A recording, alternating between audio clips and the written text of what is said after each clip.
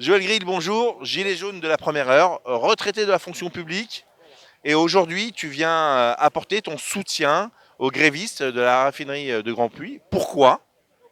Ben, écoute, je pense que c'est très important d'apporter un soutien aussi sur les raffineries qui ont quand même du courage.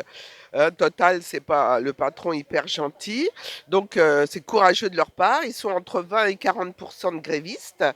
On n'a qu'à voir dans le parking derrière, il y a quand même pas mal de gens qui travaillent.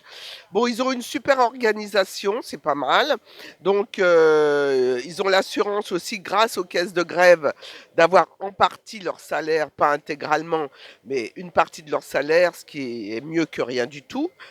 Mais par contre, c'est très compliqué parce que, en fait, les camions ne peuvent pas sortir de la raffinerie, mais par contre, le fuel sort par pipeline. Ça, c'est le gros problème. The big problem.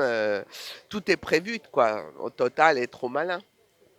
Alors, tout à l'heure, on a rencontré un syndicaliste qui nous dit justement sur les fameux chiffres que tu viens d'annoncer qu'il fallait être très prudent parce que si on prend la globalité avec l'encadrement, effectivement, ce taux descend à 40%. Mais si on prend sur les exploitants, les raffineurs, en fin de compte, ceux qui produisent, on est à 80%.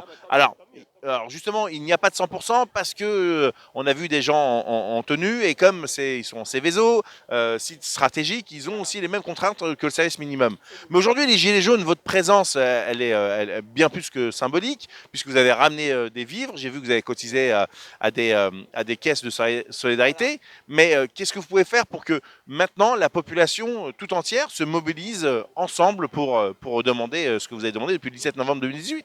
Bah écoute, on fait un appel, hein, on fait un appel à tout le monde. En tant que gilet jaune, on fait un appel aussi parmi nous, on a tous, comme tu le sais, des listes spéciales hein, de relations, puisqu'on a été dans les ADA, c'est-à-dire les assemblées des assemblées. On a des longues listes de personnes hein, avec qui on est en contact à travers la France.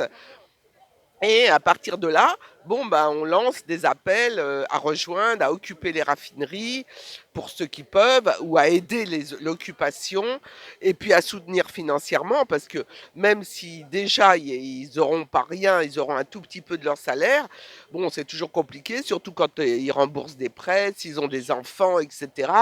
Donc c'est très très compliqué.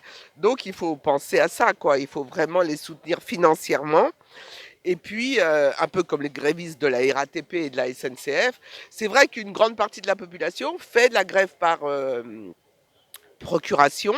C'est pas une critique, au contraire, il faut que ça marche, mais au bout d'un moment, il faut qu'on rentre aussi dans le jeu, quoi. C'est-à-dire que vous appelez en gros à la grève générale et à la convergence des buts et des luttes. Oui, oui, oui. Alors bon, là, pour l'instant, c'est nous, Gilets jaunes 94. C'est pas l'ADA, parce qu'il n'y a pas eu encore la nouvelle ADA à Toulouse. Donc les Gilets jaunes 94 appellent à la convergence et à l'extension des luttes. Ça, c'est sûr. Bah, merci beaucoup Joël, merci à toi, au revoir.